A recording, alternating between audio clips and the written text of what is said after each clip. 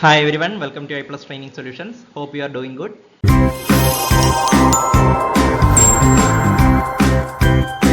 So നമ്മളുടെ PYQ discussion, സോഷ്യോളജിയുടെ PYQ discussion ആണ് ഇപ്പോൾ നടന്നുകൊണ്ടിരിക്കുന്നത്. നമ്മളൊരു പാർട്ട് ഓൾറെഡി ക്ലാസ് എടുത്തിട്ടുണ്ട്. എൻ്റെ ഒരു സെക്കൻഡ് പാർട്ട്. ഓക്കെ, അതായത് 2024 ഡിസംബറിലെ ക്വസ്റ്റ്യൻസ് ആണ് നമ്മൾ അനലൈസ് ചെയ്യുന്നത്. സോ നെക്സ്റ്റ് 10 ക്വസ്റ്റ്യൻസ് നമുക്ക് ഈ ഒരു ക്ലാസ്സിൽ നോക്കാം. ദെൻ ഫസ്റ്റ് ക്വസ്റ്റ്യൻ നമ്മൾ 11th ക്വസ്റ്റ്യൻ ആയിട്ടാണ്, അതിൻ്റെ ഒരു കണ്ടിന്യൂഷൻ ആയിട്ടാണ് നമ്മൾ നോക്കുന്നത്. Who suggest that an interpretation that breaks with common sense. ആരാണ് ഇതിൽ ആ ഒരു കാര്യം സജസ്റ്റ് ചെയ്തത്? ഇവിടുത്തെ കീവേഡ് നോക്കുക, interpretation. An interpretation that breaks with common sense എന്ന് പറഞ്ഞത് ഇതിൽ ആരാണ്? ടാൽക്കോട്ട് പാഴ്സൺസ് ആണോ, then Emile Durkheim, Robert K Merton, Max Weber? ആരാണ് ഇതിൽ പറയുന്നതെന്ന്. സോ ഇന്റർപ്രിട്ടേഷൻ എന്ന് പറയുന്ന, അല്ലെങ്കിൽ ഡീപ്പ് ഇന്റർപ്രിട്ടേഷൻ എന്ന് പറയുന്ന ഒരു കാര്യം കൃത്യമായിട്ട് പറയുന്നത് വെർസ്റ്റഹീൻ എന്ന് പറയുന്ന ഒരു കൺസെപ്റ്റിലാണ്. അത് ആരുടെയാണ് ആ കൺസെപ്റ്റ്? മാക്സ് വെബറിന്റെ ആണ്. So the answer is Max Weber. Okay, simple ആയിട്ടുള്ള ക്വസ്റ്റ്യൻ ആണ്. മാക്സ് വെബർ ആണ് ഇതിന്റെ ഒരു ആൻസർ. ഓക്കെ, നെക്സ്റ്റ് ക്വസ്റ്റ്യനിലേക്ക് പോവാം. So next question, which of the following is not an impact of 19th century socio-religious reform movements? അപ്പോൾ 19ാം നൂറ്റാണ്ടിലെ socio religious reform movements ഉണ്ടാക്കിയ ഒരുപാട് ഇമ്പാക്റ്റുകളുണ്ട്. അപ്പോൾ ഈ ഓപ്ഷനിൽ അതുണ്ടാക്കിയിട്ടുള്ള ഇമ്പാക്റ്റുകളാണ് ഈ ഓപ്ഷനിൽ ഉള്ളത്. അപ്പം ഇത് ഏത് ഏരിയയിലാണ്, അല്ലെങ്കിൽ ഏതിലാണ് ഇമ്പാക്റ്റ് ഉണ്ടാക്കാഞ്ഞത് എന്നാണ് നമ്മൾ ചോദിക്കുന്നത്. Which is not an impact of 19th century socio religious movement. താഴെ തന്നിരിക്കുന്നതിൽ socio religious 19th century socio religious മൂവ്മെന്റ്സിൽ ഇമ്പാക്റ്റ് അല്ലാത്തത് ഏതാണ് എന്നുള്ളത്. The creation of national awakening among the masses. Correct ആണ് അല്ലേ? ഒരു നാഷണൽ അവേക്കനിങ് ഉണ്ടാക്കിയിട്ടുണ്ട്. Then the revival of Hinduism as a tolerant and rational religion. ശരിയാണ്. Then an attack on the hereditary character and rigidity of the caste system. ഇതും ശരിയാണ്. Improvement of the social status of elderly people ഇതിൽ വരുന്നതല്ല, ഇതുണ്ടാക്കിയൊരു impact അല്ല. Okay, so answer 4 ആണ്. So answer improvement of the social status of elderly people. Okay, നിങ്ങൾ questions കൃത്യമായിട്ട് വായിച്ചു നോക്കണേ.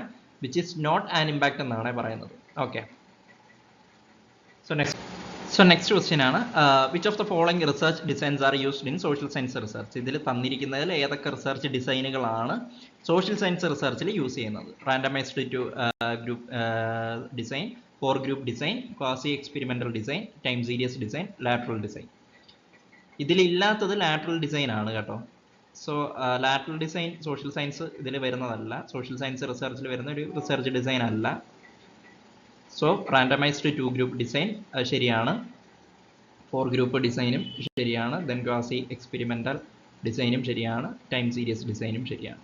Okay, so A B C and D option 1 ആണ് ഇതിൻ്റെ റൈറ്റ് ആയിട്ടുള്ള answer. Okay, so then next question, group the scholars contributed to feminist methodology. ഇതിലും feminist മെത്തഡോളജിയിലേക്ക് contribute ചെയ്ത സ്കോളേഴ്സ് ആരൊക്കെയാണ്? ഓക്കെ, നിങ്ങൾ നോക്കൂ, ഇതിൽ ആരുടെയൊക്കെ പേര് നിങ്ങൾക്ക് അറിയാം എന്നുള്ളൊരു കാര്യം നോക്കൂ. Group the scholars contributed to the feminist methodology. Feminist മെത്തഡോളജിയിലേക്ക് കോൺട്രിബ്യൂട്ട് ചെയ്തത് ഓപ്ഷൻ 1 ആണ്, അതായത് B, C and D. Sandra Harding, Carol Gilligan, Heidi Hartmann. B, C and D ആണ് ഇതിൻ്റെ റൈറ്റ് ആയിട്ടുള്ള answer. Okay, so they are the scholars who contributed to feminist methodology. Feminist മെത്തഡോളജിയിലേക്ക് contribute ചെയ്തത് Sandra Harding, അതുപോലെ Carol Gilligan, അതുപോലെ Heidi Hartmann. Okay, so next ക്വസ്റ്റ്യനിലേക്ക് പോവാം. Next question, so next വരുന്നതാണ് next question. Karl Marx engaged in the process of objectification mean that. ഇപ്പോൾ Karl Marx objectification എന്ന് പറയുന്ന ഒരു കാര്യം പറയുന്നുണ്ട്. അതുകൊണ്ട് അർത്ഥമാക്കുന്ന എന്താണ് കാൾ മാർക്സിനെ സംബന്ധിച്ച് objectification? Okay, the term objectification, one second, the term objectification എന്താണ് പറയുന്നത്? So first, men produce object like food, clothes and shelters. അതാണോ? ദെൻ ഒരുപാട് ഓപ്ഷൻസ് ഉണ്ട്.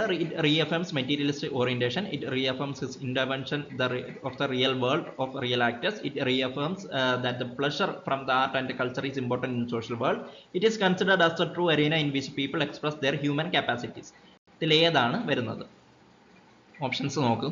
ബി, സി, ഡി, ഇ ഉള്ളി ഉണ്ട്, എ, സി, ഡി, ഇ ഉണ്ട്, A, B, C, E, A, B, C, D. ഇതിലൊന്ന് ഇതിൽ വരുന്നതല്ല. ഓക്കെ, സോ ഓപ്ഷൻ 3 ആണ് എ ബി സി ഇ. അപ്പോൾ ഡി ഇതിൽ വരുന്നതല്ല. ഒബ്ജക്ടിഫിക്കേഷൻ എന്നുകൊണ്ട് ഉദ്ദേശിക്കുന്നത് എന്താണ്? ഒന്ന് men produce object like food clothes and shelters, അതുകൊണ്ട് ഇറ്റ് റീഅഫേംസ് മെറ്റീരിയലിസ്റ്റ് ഓറിയന്റേഷൻ അല്ലെ, ഒരു മെറ്റീരിയൽ ആയിട്ടുള്ള ഒരു കാര്യമാണ്. അപ്പം അത് വരുന്നുണ്ട്. Then it reaffirms it is intervention of the real world of the real actors വരുന്നുണ്ട്. Then it is considered as the true arena in which people express their human capacities. ഇതാണ് ഒബ്ജക്ടിഫിക്കേഷൻ കൊണ്ട് ഉദ്ദേശിക്കുന്നത്. Okay, process of objectification. Then next, according to R.K. Mukherjee, Radhakamal Mukherjee, civilization has a spiritual dimension. How does he explain this phenomena? അപ്പം R.K. Mukherjee സംബന്ധിച്ച് civilisation ഒരു spiritual dimension ഉണ്ട്. അദ്ദേഹം എങ്ങനെയാണ് ഈ ഒരു ഫിനോമിനെ എക്സ്പ്ലെയിൻ ചെയ്യുന്നത്? Human beings are gradually scaling transcendental heights. Then people search for unity, allness and transcendence. People's deep involvement in physical and material condition. Human beings are overcoming the constraints of biogenic and existential levels. Then people's deep involvement in the endurance of art and myth. ഇതിലേതാണ് രാധാകമൽ മുഖർജിയെ സംബന്ധിച്ച് സിവിലൈസേഷൻ്റെ ഒരു spiritual dimension? ഇതിലേതൊക്കെയാണ് വരുന്നത് നോക്കാം. Answer നിങ്ങൾ കൃത്യമായിട്ട് options കൃത്യമായിട്ടൊന്ന് വായിക്കുക. R K മുഖർജിയുടെയാണ്. സോ ആൻസർ 3 ആണ്, എ ഡി ബി ഇ. ഇതാണ് ഇതിൻ്റെ ഒരു കൃത്യമായ ആൻസർ. ഇതിൻ്റെ ഓപ്ഷനാണ്, റൈറ്റ് ആൻസർ ആണ്. എ ഉണ്ട്, എ ഡി ബി ഇ. ഇനി ആ ഓപ്ഷൻസും കൂടെ ഒന്ന് വായിച്ചു നോക്ക്. According to Radhakamal Mukherjee, civilisation has a spiritual dimension. അപ്പോൾ ഈ ഒരു സ്പിരിച്വൽ ഡയമെൻഷനെ അദ്ദേഹം എക്സ്പ്ലെയിൻ ചെയ്യുന്ന, ഈ ഒരു ഫിനോമിനെ എക്സ്പ്ലെയിൻ ചെയ്യുന്നത്, ഒന്ന് human beings are gradually scaling transcendental heights. Then people search for unity, allness and transcendence. Then human beings are overcoming the constraints of biogenic and existential levels. And finally, people's deep involvement in the endurance of art and myth. Okay. So ഇതാണ് ഇതിൻ്റെ ഒരു right ആയിട്ടുള്ള answer, A D B E. So next question, in the domain of interaction, which of the following is not associated with Goffman's formulation of interaction? Irving Goffman's formulation of interaction വരാത്തത്, in the domain of interaction, which of the following is not associated with? Question നോക്കുക, not associated with ആണ്, not associated with the Goffman's formulation of on interaction. On actors may want to conceal secret pleasures. Actors may want to conceal errors that have been made in the preparation of the performance, as well as steps that have been taken to correct these errors. Actors may find it necessary to show only end products and to conceal the process involved in the producing of them. Then Goffman suggests various forms of dramaturgic loyalty for fostering high in-group loyalty. അപ്പോൾ അദ്ദേഹത്തിൻ്റെ ഡ്രാമാറ്റർജിയിൽ വരുന്നതാണ് ഇതെല്ലാം. So ഇതിൽ എന്താണ് ഇതുമായിട്ട് ബന്ധമില്ലാത്തത്? Not associated with, നമ്മൾ പഠിച്ചതാണ്. So Goffman suggest that various forms of dramaturgic loyalty for fastening high in group loyalty. ഇത് ഇതിൽ വരുന്നതല്ല. ബാക്കി മൂന്നും domain of interaction, in the domain of ഇൻട്രാക്ഷനിൽ വരുന്ന, അതുമായിട്ട് ബന്ധപ്പെട്ട് നിൽക്കുന്ന കാര്യങ്ങളാണ്. ഓക്കെ, അപ്പോൾ ഏതൊക്കെയാണ്? ഒന്ന്, actors may want to conceal secret pleasures. Then actors may want to conceal errors that have been made in the preparation of the performance, as well as steps that have been taken to correct these errors. Then അതുപോലെ തന്നെ actors may find it necessary to show only end products and to conceal the process involved in the producing of them. ഇപ്പോൾ ആക്ടേഴ്സിന് എന്താണ് ഈ secret pleasures, അത് conceal ചെയ്യുക, അത് ഇല്ലാതാക്കുക. Actors may want to conceal secret pleasures, അത് ആക്ടേഴ്സിന് means human ബീങ്സിന് അതുണ്ട്. അതുപോലെ തന്നെ ആക്ടേഴ്സിന് എന്താണ് may want to conceal errors conceal ചെയ്ത് കളയാനുള്ള ഒരു ഇതുണ്ട്. അതുപോലെ തന്നെ have been made in preparation of performance, ആ ഒരു പെർഫോമൻസ് നടത്തുന്ന സമയത്ത് അവർക്ക് ഉണ്ടാകുന്ന ഇറേഴ്സ് അത് കൺസീൽ ചെയ്ത് കളയാനുള്ള ടെൻഡൻസി ഉണ്ട്. Then actors may find it necessary to show only the end products. Actors എപ്പോഴും എന്താണ് എൻഡ് പ്രൊഡക്റ്റ് എന്നുള്ളത് അത് മാത്രം കാണിക്കുക എന്നുള്ളതാണ്. അതിനിടയിൽ വരുന്ന ഇറേഴ്സും അതിനിടയിൽ വരുന്ന പ്രോസസ്സസും ഇതെല്ലാം കൺസീൽ ചെയ്ത് കളയുക എന്നുള്ളൊരു കാര്യമുണ്ട്. സോ ഇതിൽ വരാത്തത് ഫോർത്താണ്, Goffman suggest various forms of dramaturgic loyalty for fastening high in group loyalty. അതാണ്. സോ എർവിങ് ഗോഫ്മാൻ്റെ ആണ് ഈ ഒരു theory. Okay, so next match the following ആണ്. ലിസ്റ്റ് 1 ലിസ്റ്റ് 2 ഉണ്ട്. ഏതാണ് നിങ്ങൾക്ക് കണക്ട് ചെയ്യാൻ പറ്റുന്നോ നോക്കൂ. കോഗ്നൈറ്റ്സ് ഉണ്ട്, ലീനിയൽ, ലാറ്ററൽ, അഫൈനൽ. അതുമായിട്ട് കറക്റ്റായിട്ട് വരുന്ന ഓപ്ഷൻസ് കൃത്യമായിട്ട് നോക്കിയേ. സോ ഇന്ന് നമുക്ക് ഏറ്റവും പെട്ടെന്ന് തന്നെ എടുക്കാൻ പറ്റുന്ന ഒരു ഇതുണ്ട്. ഏതാണ് അഫൈനൽ എന്ന് പറയുന്നത്? എന്താണ്? Those who are related in person by marriage അല്ലേ, C1 വരുന്നത്. നോക്കൂ, സോറി D1 വരുന്നത്. D1 വരുന്നത് ഏതാണ്? ഒറ്റ ഓപ്ഷനേ ഉള്ളൂ, 2. അപ്പം A4 കോഗ്നൈറ്റ്സ് എന്ന് പറയുന്നത് എന്താണ്? All the people who are related by blood in any way to individual. അപ്പോൾ ഈ എനി വേ എന്ന് പറയുന്നത് ഇമ്പോർട്ടൻ്റ് ആണ്. All the people who are related by blood in any way to individual. ഏതൊരു വഴിയും മറ്റൊരാളുമായിട്ട് ബ്ലഡ് റിലേഷൻ വരുന്നെങ്കിൽ അത് കൊഗ്നൈറ്റ്സ് എന്ന് പറയും. ദെൻ ലീനിയൽ എന്ന് പറയുന്നത് എന്താണ്? ബി എന്ന് പറയുന്നത് ലീനിയൽ എന്ന് പറയുന്നത് it refers to the line of the kinship group. ഒരു കിൻഷിപ്പ് ഗ്രൂപ്പിന്റെ ഒരു ലൈനെയാണ് നമ്മൾ ലീനിയൽ എന്ന് പറയുന്നത്. അപ്പോൾ ലാറ്ററൽ എന്താണ്? It indicates the side of the kinship group. ഒരു കിൻഷിപ്പ് ഗ്രൂപ്പിന്റെ സൈഡ്, അതാണ് ലാറ്ററൽ എന്ന് പറയുന്നത്. സോ ഓപ്ഷൻ 2 ആണ് ഇതിന്റെ റൈറ്റ് ആയിട്ടുള്ള ആൻസർ. ഓക്കെ, പെട്ടെന്ന് കിട്ടുമല്ലോ അതൊക്കെ. സോ നെക്സ്റ്റ് നോക്കും. നെക്സ്റ്റ് ഒരു മാച്ച് ദ ഫോളോയിങ് ആണ്. ലിസ്റ്റ് 1 നൽ hypothesis, alternative hypothesis, directional hypothesis, non directional hypothesis. ഇത് ഒരു എക്സ്റ്റൻഷൻ പോലെ ഇതിന്റെ ബാലൻസ് ആകട്ടോ ഇങ്ങോട്ട് വന്നേക്കുന്നത്. എന്തോ ഒരു ടെക്സ്റ്റിലുള്ള ഒരു എറർ വന്നതാണ്. സോ അത് കാര്യമാക്കണം, നിങ്ങൾ ആ ഓപ്ഷൻ നോക്കും. സോ ഇതിൽ ഏതാ കണക്ട് ചെയ്യാൻ പറ്റുന്നത്? നൽ ഹൈപ്പോത്തിസിസ് എന്ന് പറയുന്നത് ഇതിൽ ഏതാണ്? അത് നോക്കുക. Hypothesis that aims to predict the direction of the relationship between 2 variables ആണോ? അല്ല, പ്രഡിക്ട് ചെയ്യാൻ പറ്റത്തില്ല. Then statement in which there is no relationship between 2 variables അല്ലേ, അതാണ് നൽ ഹൈപ്പോത്തിസിസ് എന്ന് പറയുന്നത്. അപ്പോൾ A2 ആണ്. അപ്പോൾ തന്നെ ഓപ്ഷനിലേക്ക് പോകും. A2 വരുന്ന ഏത് ഓപ്ഷൻ ഉണ്ട്? ഒറ്റ ഓപ്ഷനേ ഉള്ളൂ, 3. അപ്പോൾ അതിൽ നിന്ന് തന്നെ ആൻസർ എടുക്കുക. അപ്പോൾ B4 ആയിരിക്കും. ആൾട്ടർനേറ്റീവ് ഹൈപ്പോത്തിസിസ് എന്ന് പറയുന്നത് എന്താണ്?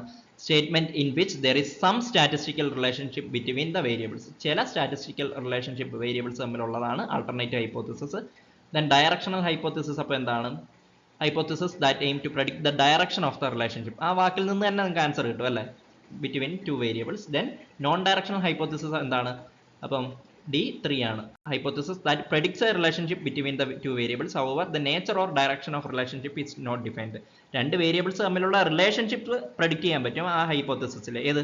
നോൺ ഡയറക്ഷനിൽ. പക്ഷേ എന്ത് ചെയ്യാൻ പറ്റത്തില്ല? ഒരു ഡയറക്ഷന്റെ നേച്ചറോ അല്ലെങ്കിൽ റിലേഷൻഷിപ്പ്, ഡയറക്ഷൻ ഓഫ് റിലേഷൻഷിപ്പിന്റെ നേച്ചർ ഡിഫൈൻ ചെയ്യാൻ പറ്റത്തില്ല നോൺ ഡയറക്ഷൻ ഹൈപ്പോത്തിസിസിൽ. സോ ആൻസർ 3 ആണ്. Okay, answer 3. So last question ആണ്. Which one of the following term denoting people whose gender identity or performance correspond with that which is assigned gender at birth or according to the dominant norms of masculinity and femininity?